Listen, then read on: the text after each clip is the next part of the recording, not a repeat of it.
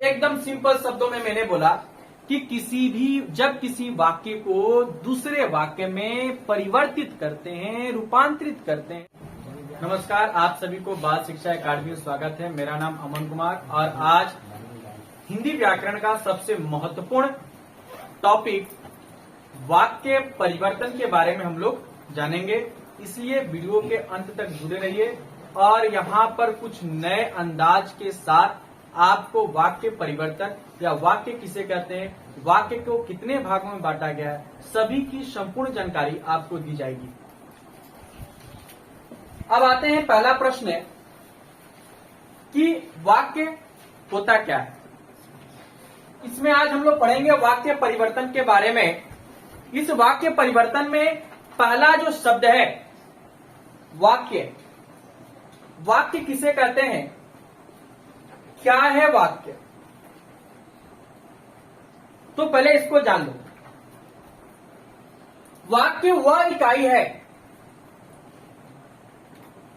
शब्दों के सार्थक मेल को हम लोग क्या कहते हैं, वाक्य।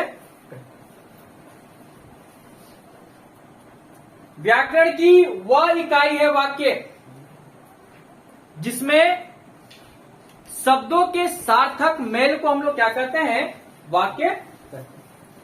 जब कई शब्द जुड़ते हैं, कई शब्द और उन शब्दों के साथ कई उपवाक्य जुड़ते हैं और जुड़ने के बाद जो एक सार्थक मेल तैयार होता है, एक अर्थ तैयार होता है, उसे हम लोग क्या कहते हैं, वाक्य। समझ में आया? वाक्य क्या है? शब्दों के सार्थक मेल को हम लोग क्या कहते हैं, वाक्य। जैसे एक वाक्य बता दो, राम बाजार जा रहा है।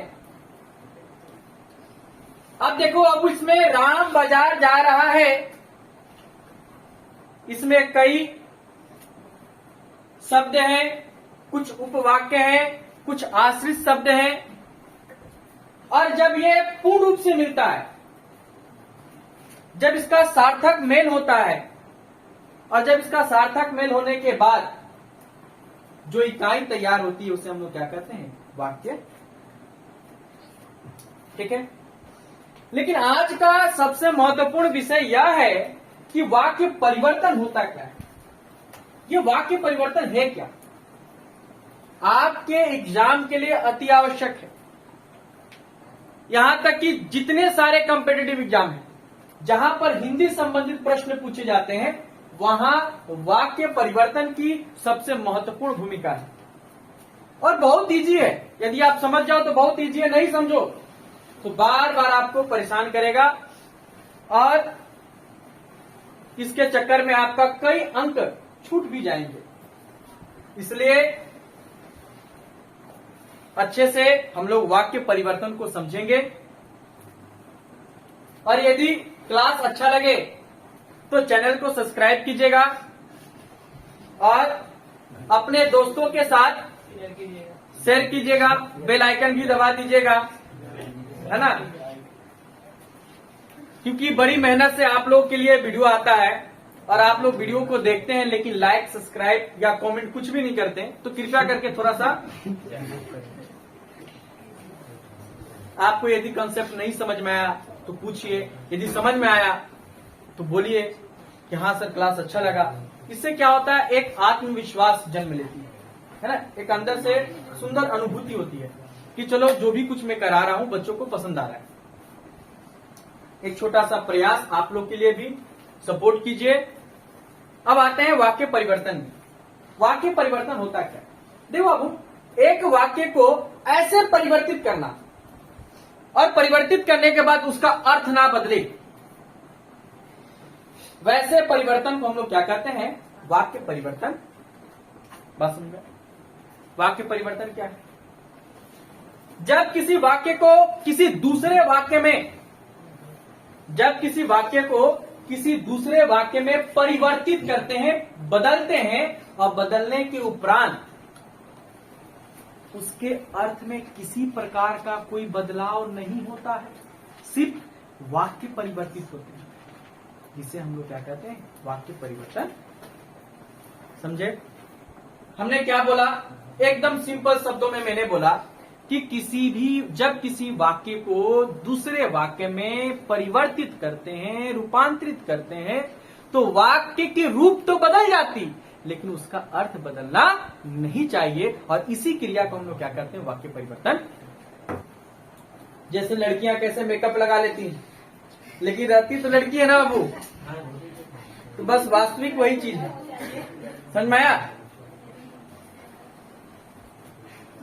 उसके रूप को बदल दो, लेकिन अर्थ क्या है, लड़की का। समझ में आया? जैसे विवाह करके लिखा है, तो विवाह के पहले बड़ा सुंदर लग रही थी, तो भाई पत्नी ही थी, है ना, कितनों श्रृंगार पटार कर ले। अब जैसे भोर होता है शादी ब्याह होने का नेक्स्ट दिन, जब वो जाती है मुंह हाथ धो के आती है,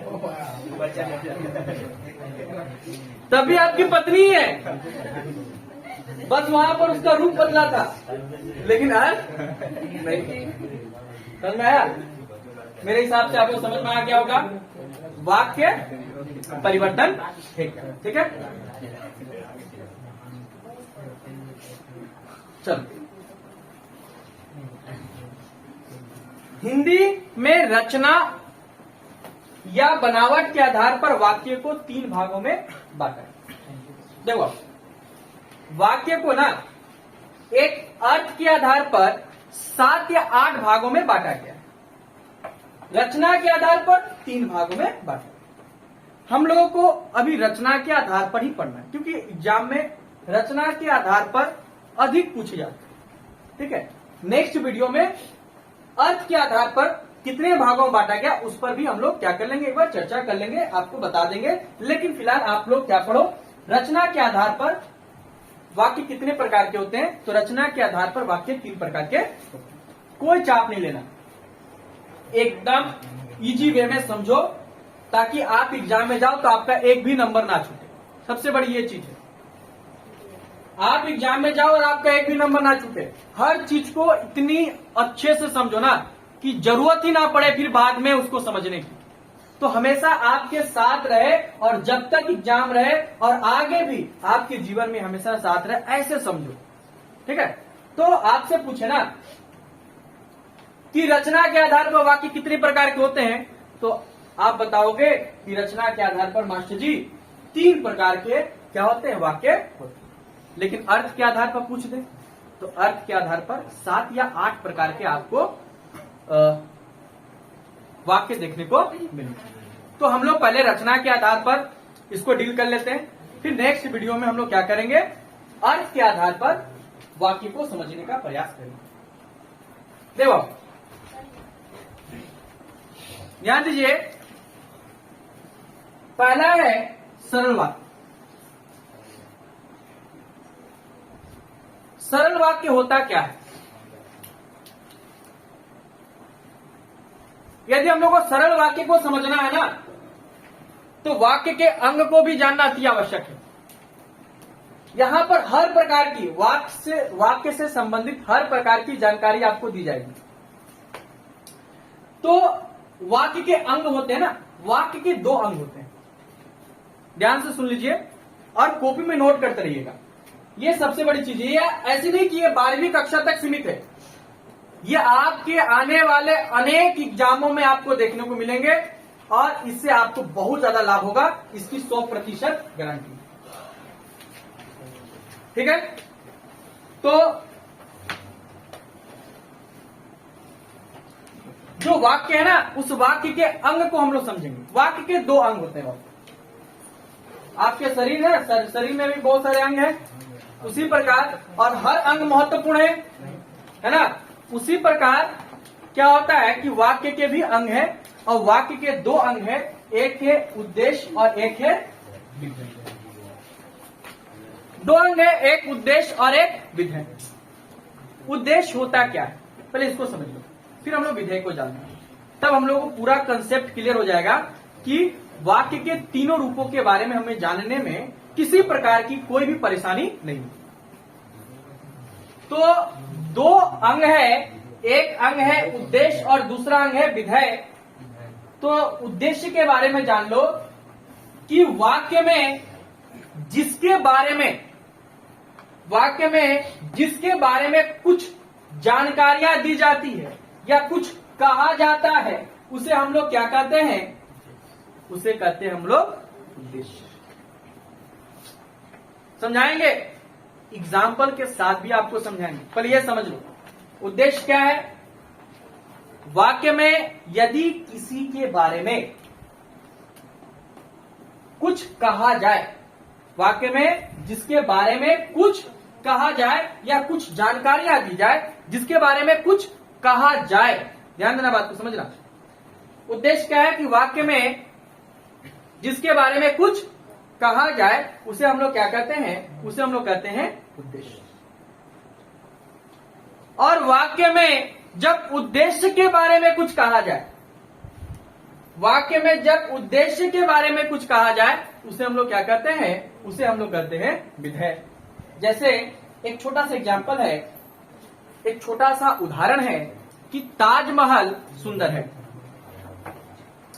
देखो ताजमहल, हमने क्या बताया कि जिसके बारे में कुछ कहा जा रहा है, इस वाक्य में किसके बारे में कहा जा रहा है? ताजमहल। और ये ताजमहल की विशेषता बता रहा है, वो क्या है? सुंदरता, अर्थात वो सुंदर है। ये ताजमहल उद्देश्य है और ये सुंदरता उसका विधेय है। बात समझ में आया? बात समझ में आया आपको? जैसे कह सकते हैं कि ताजमहल क्या है? सुंदर। बताइए, ताजमहल के बारे में बोला जा रहा है। यह ताजमहल क्या है? उद्देश्य है। और हमने बताया कि वाक्य में जब उद्देश्य के बारे में बोला जाए तो यहाँ पर उद्देश्य क्या है बाबू? यहाँ पर उद्देश्य है सुंदर। जब उद्देश्य यहाँ पर सुंदर है तो आप देख लो, इसे हम लोग क्या कहेंगे? विधेय कहेंगे। तो इस वाक्य में ताजमहल क्या हो जाएगा? इस वाक्य में मेरे प्यारे बच्चों, इस वाक्य में ताजमहल हो जाएगा उद्देश्य और सुंदरता या सुंदर है, ये क्या हो जाएगा? बात समझ में आया? प्रश्न ऐसे ही आते, कोई हार्ड नहीं है ना। जीवन में समस्या आते रहते बाबू, और उन समस्याओं का हल भी उसी जीवन में छुपा रहता है। तो बस यहीं पर इस वाक्य में ही इसकी सारी चीजें छुपी हुई है, बस आपको समझना है। आप जब समझ जाओगे ना तो आपको किसी प्रकार की कोई परेशानी नहीं। और जो बच्चे आज भी अपने जीवन के साथ किसी प्रकार की कोई विशेष प्लान के साथ वो अपनी तैयारियां नहीं कर रहे हैं ना, तो उनको आने वाले समय में रोना पड़ सकता है। तो मेहनत करो, ऐसी मेहनत करो कि ऊंचाई या ऊंचाइयों पर चढ़ने के लिए आपको किसी प्रकार की कोई समस्याओं का या किसी प्रकार की कोई संकटों का सामना ना करना पड़े। सारी संकट, सारी समस्या आपकी कदम चूमे। ऐसी मेहनत करो, ऐसे लगन के साथ पढ़ो कि आने वाले हर एग्जाम में आप ऐसी तैयारी करो, हर जगह आपका रैंक 1 रहे। ऐसी शक्ति के साथ, ऐसी ताकत के साथ क्या करो? मेहनत के साथ पढ़ते रहो। आते हैं तो वाक्य के अंग समझ में आ गए। अब यहां से आपको कंसेप्ट क्लियर होगा वाक्य के तीनों प्रकार के बारे में, जिसमें से मैंने पहला प्रकार की चर्चा कर रहे थे, जिसमें पहला हम लोगों ने चर्चा किया सरल वाक्य की। कि सरल वाक्य होता है, एकदम सिंपल वे में याद है। सरल वाक्य क्या है? वह वाक्य जिसमें एक उद्देश्य हो और एक विधेय हो। जैसे ताजमहल सुंदर, इसे क्या कहेंगे? सरल वाक्य। एकदम सरल शब्दों में, सरल शब्दों में सरल वाक्य ही सरल होता है। समझ में आया? तो जिसमें एक उद्देश्य हो और एक विधेय हो। ज्यादा विशेष रूप से इसको और संकट रूप में या कठिनाई में समझना नहीं है। सरल भाव में समझो कि जहां एक उद्देश्य हो और जहां एक विधेय हो, उसे हम लोग क्या कहते हैं? सरल वाक्य। जैसे ताजमहल सुंदर है,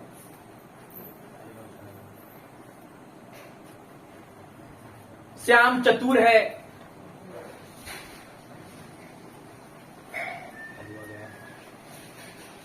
काजल विदुषी है, ये सारी चीजें आपको जो दर्शा रहा है, इसमें आपको क्या मिल रहा है? एक उद्देश्य और एक विधेय देखने को। इस वाक्य को हम लोग क्या कहते हैं? सरल वाक्य। समझ में आ गया? क्लियर? ज्यादा विशेष रूप से हर प्रकार की परिभाषा को समझने की आवश्यकता नहीं है। सरल रूप में समझो कि सरल वाक्य क्या है। सरल वाक्य वह वाक्य है जिसमें एक उद्देश्य होता है और एक विधेय होता है, उसे हम लोग क्या कहते हैं? सरल वाक्य कहते हैं। अब आते हैं, जैसे एग्जाम्पल में आप लोग देख सकते हो, सरल वाक्य की एग्जाम्पल क्या है कि ताजमहल सुंदर है, राम बुद्धिमान है,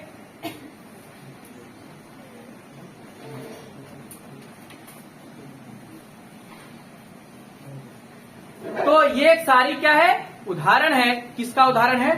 तो ये आपका सरल वाक्य का उदाहरण। ठीक है? क्लियर यहां तक? यदि नहीं समझ में आए तो आप क्या कर सकते हो? कमेंट के माध्यम से आप पूछ सकते हैं। चलिए अब आते हैं दूसरा, मिश्र वाक्य क्या है? मिश्र वाक्य को जटिल वाक्य भी कहते हैं। मिश्र वाक्य का एक और नाम क्या है? जटिल वाक्य। ध्यान समझना हो। मेरा प्रयास यह है कि बच्चों तक हमारी कॉन्सेप्ट जो है ना, हमारा कंटेंट जो है, ये बच्चों तक पहुंचे और बच्चों का कॉन्सेप्ट क्लियर हो, ये हमारा उद्देश्य है। बाल शिक्षा अकादमी का यही उद्देश्य है कि हर चीज में बच्चे सफल रहें और आने वाली आगामी परीक्षाओं के लिए आप पूर्ण रूप से तैयार हो और जमकर तैयारी करो कि सफलता आपकी कदम चूमे। इतने मेहनत के साथ, इतने सरलता से तैयारी करो कि सारी समस्याएं आपको धूल जैसा समझ में आए, सारी कांटों को ऐसे रौंद दो कि जिसमें हर मार्ग आपको चलने में फूल जैसा लगे। वैसी मेहनत करो, वैसे प्रयास के साथ पढ़ो। अब आते हैं हम लोग मिश्र वाक्य। इस वाक्य को जटिल वाक्य कहते हैं, लेकिन हमारे बच्चों के लिए जटिल वाक्य नहीं है। हमारे बच्चे चुटकियों में समझेंगे कि मिश्र वाक्य होता क्या है। मिश्र वाक्य वह वाक्य है जिसमें एक प्रधान उपवाक्य होता है और एक उस पर आश्रित उपवाक्य होते हैं। जैसे हर व्यक्ति किसी ना किसी के जीवन में आश्रित होता है। अभी आप आश्रित हो माँ बाप के शरणों में, और वो आपको पढ़ा लिखा रहे हैं कि ताकि मेरा लाल डीएम बने, सीएम बनिए, है ना। और आप क्या बने हो? तो किसी के बाबू और किसी के सोना। तो डीएम बनिए और सीएम बनिए, लेकिन सोना बाबू मत बनिए। आइए इधर। मिश्र वाक्य वह वाक्य है जिसमें एक प्रधान उपवाक्य होते हैं और एक आश्रित उपवाक्य। प्रधान उपवाक्य वह वाक्य जिसमें जिस वाक्य की सबसे ज्यादा प्रधानता होती है, उस वाक्य को हम लोग क्या कहते हैं? प्रधान उपवाक्य कहते हैं। और उस प्रधान उपवाक्य पर जो वाक्य आश्रित होता है, उसे हम लोग क्या कहते हैं? उसे हम लोग कहते हैं आश्रित उपवाक्य। जैसे मैंने एक व्यक्ति को देखा, ये जो आप शब्द ये जो वाक्य आप सुन रहे हैं, मैंने एक व्यक्ति को देखा, इसका हमें अर्थ नहीं कर रहा है कि मैंने एक व्यक्ति को देखा, लेकिन वहीं पर एक शब्द ला दे रहे हम, जो भीख मांग रहा था। जो भीख मांग रहा था, ये जो लगने के बाद जो भीख मांगने वाला शब्द आश्रित वाक्य के रूप में जुड़ा, इसे ही हम लोग क्या कहते हैं? मिश्र वाक्य कहते हैं।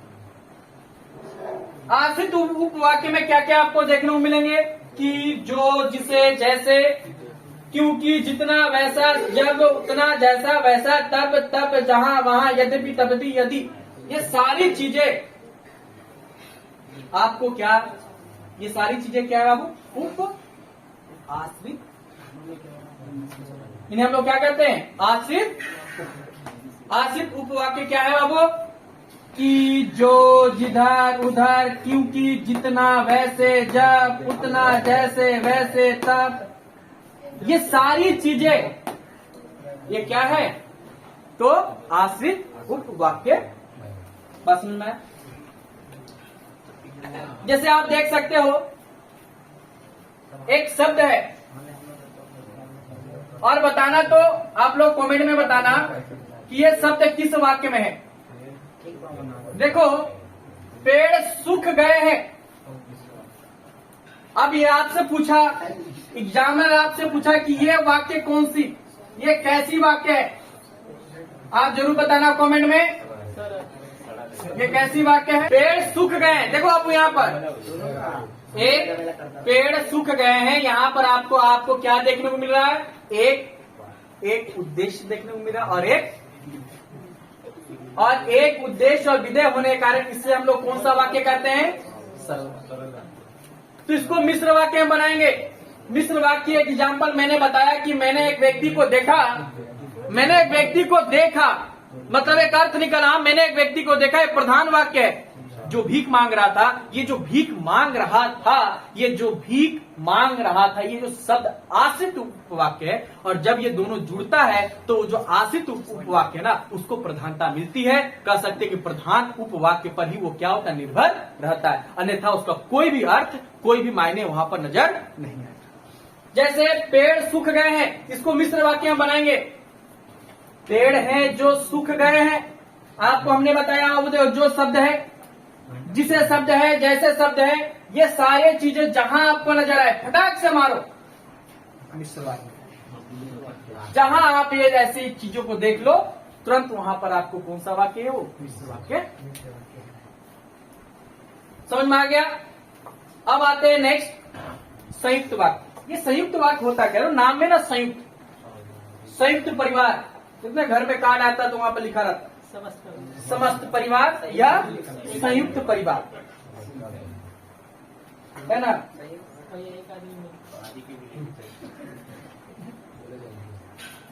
लेकिन बहुत सारे लड़के बिना कार्ड में चले जाते हैं,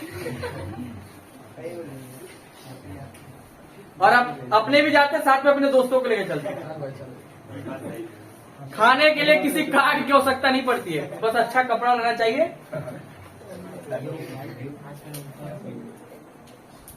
लेकिन आप ऐसे मत कीजिएगा, बहुत जगह चेकिंग चलता है। तो संयुक्त वाक्य क्या है, नाम में आपको संयुक्तता छुपी हुई है। मतलब संयुक्त वाक्य जहां पर दो वाक्यों का जुड़ाव होता है और वो दोनों वाक्य पूर्ण हो। याद रखिए, नोट में लिख लीजिए, वो दोनों वाक्य पूर्ण होनी चाहिए, दोनों प्रधान वाक्य होने चाहिए, दोनों प्रधान उपवाक्य होनी चाहिए। और ये किससे जुड़े रहते हैं, एक अव्यय से जुड़े। वो किससे जुड़े रहते हैं, एक अव्यय से जुड़े रहते हैं। तो आप पूछोगे सर ये अव्यय होते क्या है, अव्यय किसे कहते हैं, ये भी तो एक जानने की बात है। इसको भी आप समझ लो कि अव्यय होता क्या है। हमने क्या बताया कि संयुक्त वाक्य क्या है, कि जिस वाक्य में दो या दो से अधिक वाक्य अव्यय के माध्यम से क्या होते हैं, जुड़े रहते हैं, उसे हम लोग क्या कहते हैं, संयुक्त वाक्य कहते हैं।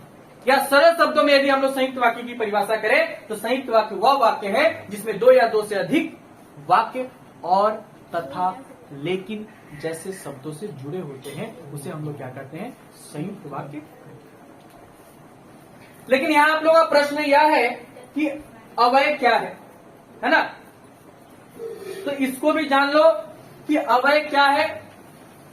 वे शब्द जिनका प्रयोग किसी भी स्थिति में होता है तो उनका रूप नहीं बदलता है, उस वैसे शब्दों को हम लोग क्या कहते हैं, अव्यय कहते हैं। वैसे शब्द जिनका प्रयोग करने पर उनका रूप नहीं परिवर्तित होता, नहीं बदलता है, वैसे शब्दों को हम लोग क्या कहते हैं, अव्यय कहते हैं। कि संयुक्त वाक्य वह वाक्य है जिसमें दो या दो से अधिक वाक्य एक अव्यय के माध्यम से क्या होते हैं, जुड़ जाते हैं या जुड़े होते हैं, उसे हम लोग क्या कहते हैं, उसे हम लोग कहते हैं संयुक्त। जैसे रात हुई और चांद खिला, क्योंकि चांद कब आता है, रात में। यहां पर दोनों शब्द है, रात हुई और चांद खिल गया। जैसे सूर्य अस्त हुई और संध्या हो गई।